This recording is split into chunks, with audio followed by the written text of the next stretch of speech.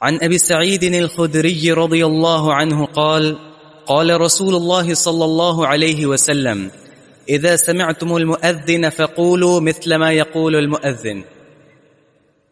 یہ حدیث جو ابو سعید خدری رضی اللہ تعالی عنہ کی روایت سے ہے، اس کا موضوع یہ ہے کہ جب مؤذن اذان دے اور آپ اس اذان کو سن رہے ہوں تو اذان کا جواب دینا چاہیے. یہ حدیث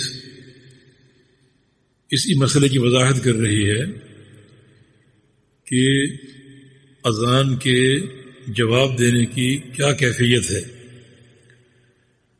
ابو سعید خدری رضی اللہ عنہ فرماتے ہیں قال رسول اللہ صلی اللہ علیہ وسلم اذا سمعتم المؤذن فقولوا مثل ما يقول المؤذن. جب تم مؤذن کی اذان سنو فقولوا تو تم کہو مثل ما يقول المؤذن، جیسے مؤذن کہتا ہے.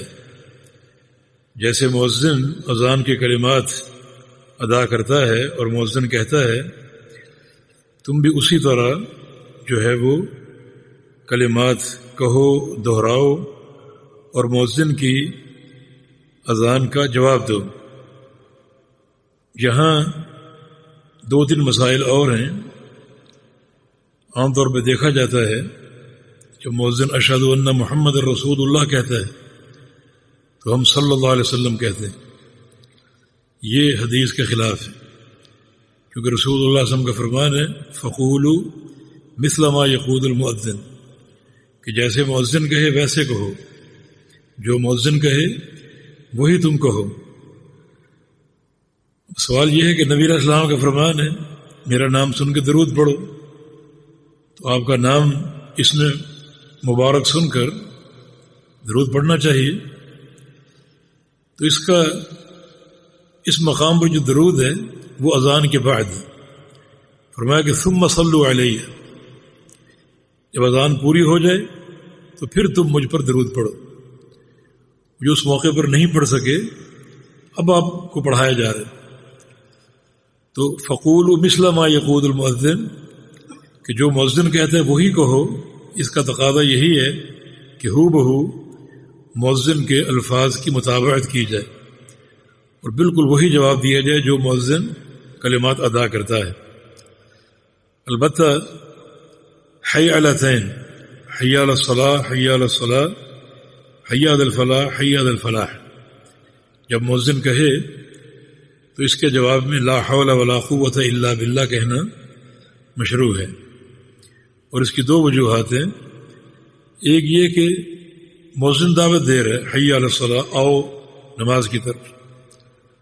اگر آپ بھی وہی کہیں حی علی الصلاۃ تو آپ کس کو دعوت دے رہے ہیں؟ مؤذن تو اذان دے رہے اور لوگوں کو دعوت دے رہے کہ نماز کے لیے آؤ، تو آپ کس کو دعوت دیں گے؟ اس لیے اس کے جواب میں لا حول ولا قوۃ الا باللہ. دوسری بات یہ ہے اذان سن کر مسجد میں جانا یہ صرف اللہ کی توفیق سے ہے، اور لا حول ولا قوۃ الا باللہ میں اسی عقیدے کا اظہار.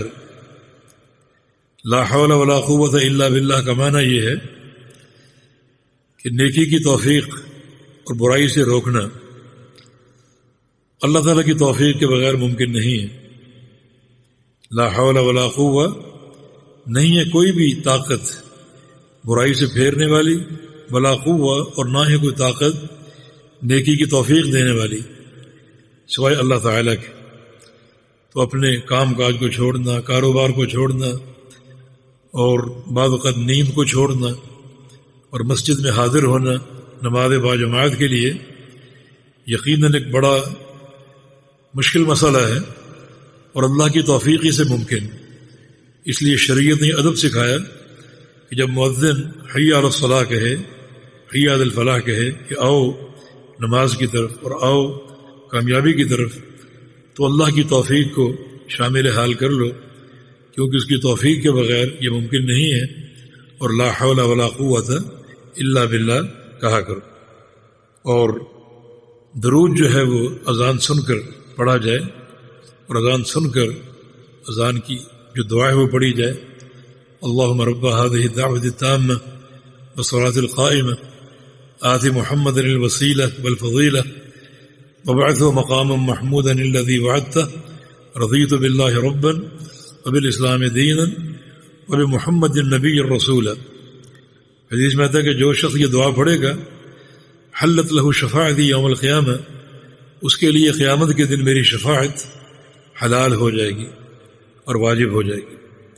ایسے بندے کی ضرور میں شفاعت کروں گا جو اذان سن کر یہ دعا پڑھتا ہے اور میرے لیے وسیلہ اور مقام محمود اللہ تعالیٰ سے طلب کرتا ہے، جو کہ قیامت کے دن ایک بہت بڑا اللہ کا قرب ہوگا۔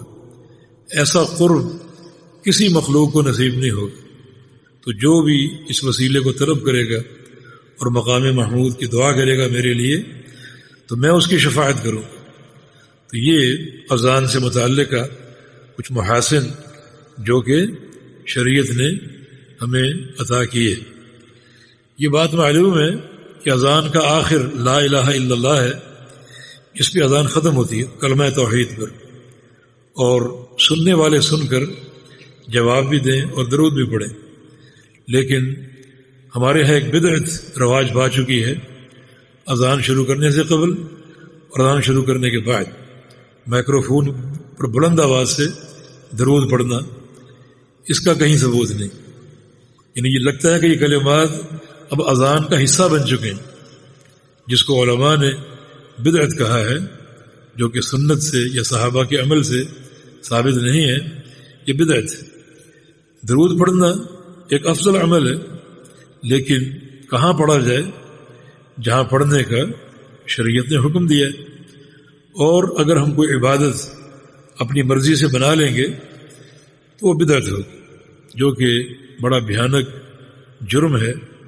ایک بدعتی انسان بدعت کا ارتکاب کر کے نمبر 1 اللہ تعالیٰ سے گویا کہہ رہا ہے کہ تیرا دین ناقص، نعوذ باللہ۔ تیرا دعویٰ یہ ہے کہ الیوم اکملت لکم دینکم، میں نے دین مکمل کر دیا۔ کہاں مکمل تو میں کر رہا ہوں۔ جو دین اللہ کے پیغمبر نے پیش کیا اس میں اذان سے قبل اذان کے بعد درود نہیں ہے، لیکن میں درود بڑھا رہا ہوں تو میں مکمل کر رہا ہوں۔ اس کو استدراک بولتے ہیں کہ میں نے ایک کمی کو پورا کر دیا، ایک کمی کو دور کر دیا۔ تو اس سے بڑا دین کا باغی کون ہوگا جو نعوذ باللہ اللہ تعالیٰ کی تکذیب کرتے ہیں۔ اسی لیے پیغمبر علیہ السلام کا فرمان ہے کہ ان اللہ حجب التوبۃ عن کل صاحب بدعت، اللہ تعالیٰ نے بدعتی انسان سے توبہ چھپا لی۔ اللہ اس کو توبہ کی توفیق نہیں دیتا، بدعتی انسان سے اللہ تعالیٰ نے توبہ چھپا لی۔ تو اللہ تعالیٰ ہمیں اتباع سنت کی توفیق عطا فرمائے۔ جی